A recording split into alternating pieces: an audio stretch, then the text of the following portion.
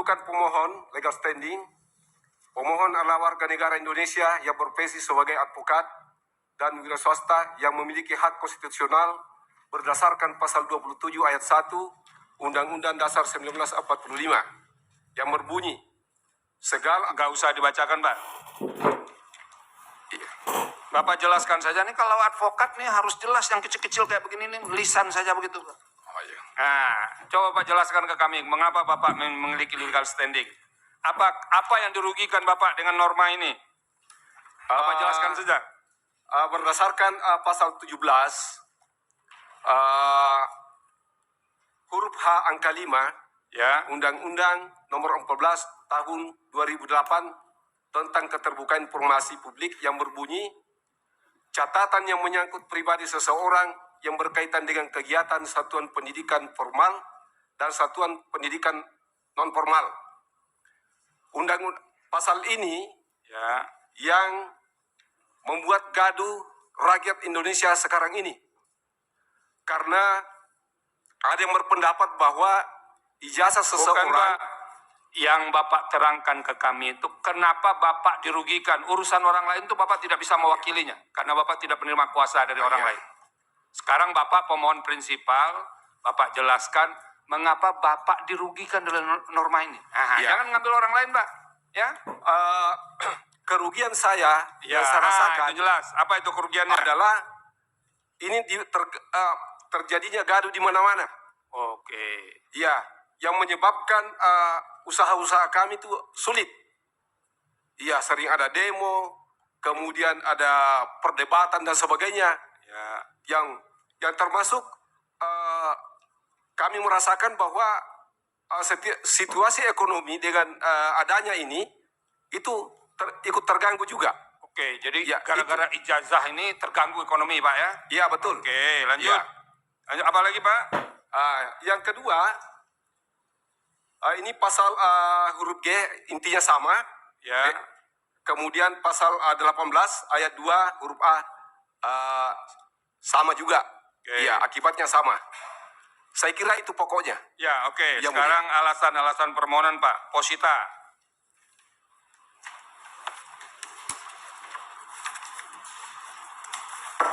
Positanya, Ya. 1, bahwa pemohon adalah warga negara Indonesia yang memiliki hak konstitusional untuk mendapatkan informasi publik yang jujur dan transparan, khususnya terkait pejabat publik yang dibiayai dari keuangan negara. Oke, apa Yang lagi, kedua, Pak? bahwa berdasarkan Undang-Undang Nomor 14 2008 tentang keterbukaan informasi publik, pasal 17 huruf G yang menyatakan informasi publik yang apabila dibuka dapat mengungkapkan isi akta otentik yang bersifat pribadi dan kemauan terakhir ataupun wasiat seseorang. Hal ini menjadi multitafsir karena ada yang berpendapat bahwa ijazah merupakan dokumen rahasia, adapun yang mengatakan ijazah bukan dokumen rahasia sehingga menimbulkan kegaduhan. Bahwa berdasarkan Undang-Undang Nomor 14 Tahun 2008 tentang keterbukaan informasi, pasal 18 ayat 2 huruf A yang berbunyi, pihak yang rahasianya diungkap memberikan persetujuan tertulis.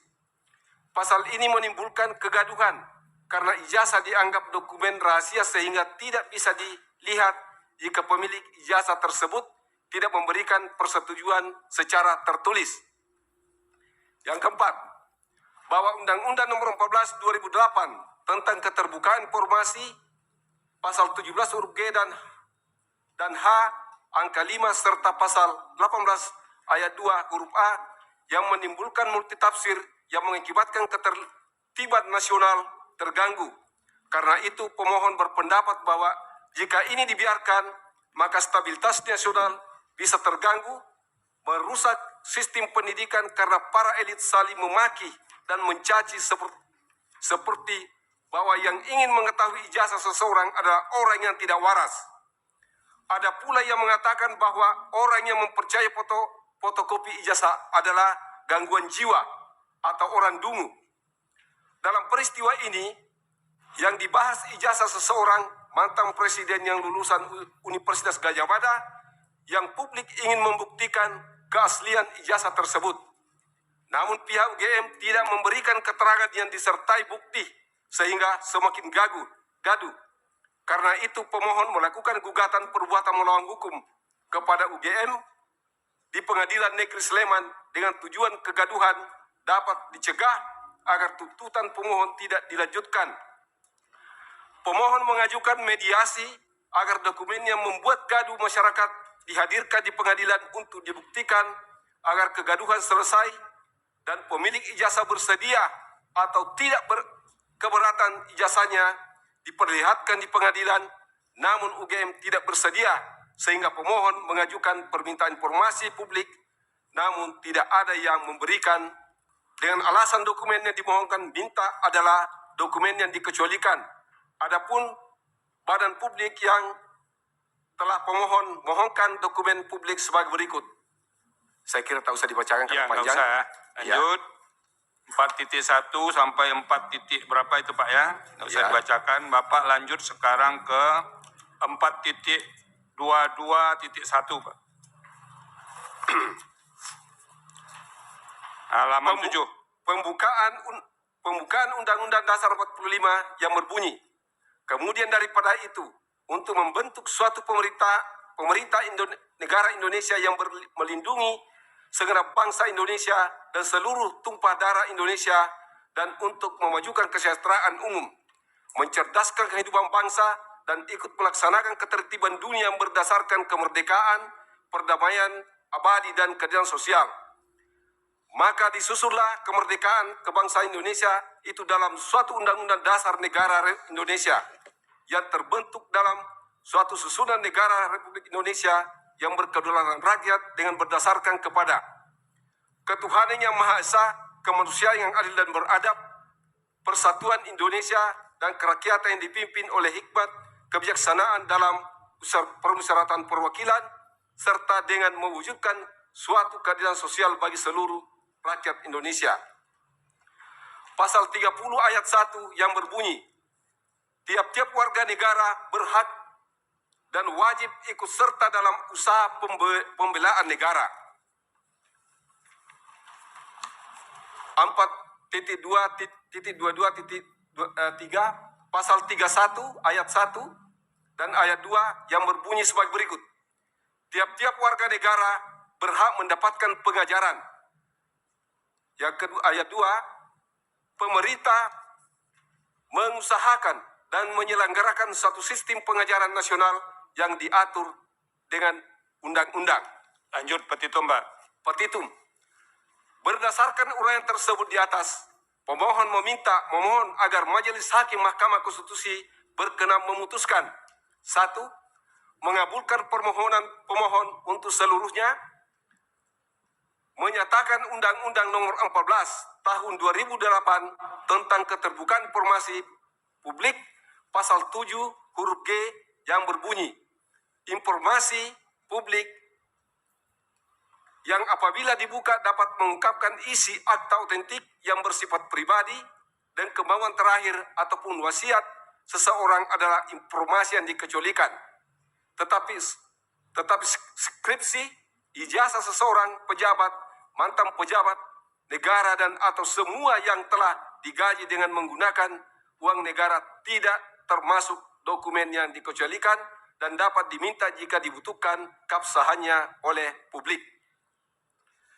Yang kedua, menyatakan Undang-Undang Nomor 14 Tahun 2008 tentang Keterbukaan Informasi huruf H angka 5 yang berbunyi, catatan yang menyangkut pribadi seseorang yang berkaitan dengan kegiatan satuan pendidikan non formal dan satuan pendidikan non formal merupakan dokumen dikecualikan, tetapi skripsi, ijazah seseorang, ijazah pejabat, mantan pejabat negara, dan atau semua yang telah digaji dengan menggunakan uang negara tidak termasuk dokumen yang dikecualikan dan dapat diminta jika dibutuhkan keabsahannya oleh publik.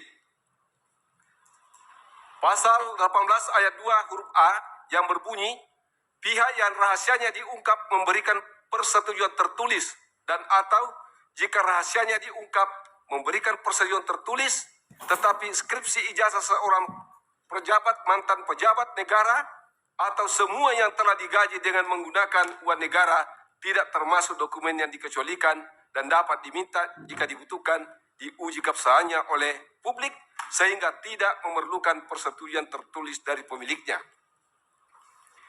Menyatakan bahwa sertifikat ijazah yang dimiliki oleh pejabat publik strep ASN bukan dokumen yang dikecualikan dan dikeluarkan dari pasal 17 huruf G dan H angka 5. 3. Menyatakan bahwa baik skripsi, ijazah maupun surat keterangan lainnya yang bukan termasuk dokumen dikecualikan berdasarkan Undang-Undang Nomor 14 Tahun 2008 Pasal 17 bagi pejabat publik, ASN atau pegawai pejabat BUMN baik yang masih aktif maupun sudah pensiun dan dapat diminta oleh publik jika dokumen tersebut digunakan untuk dipelajari, diperiksa karena dicurigai atau oleh instansi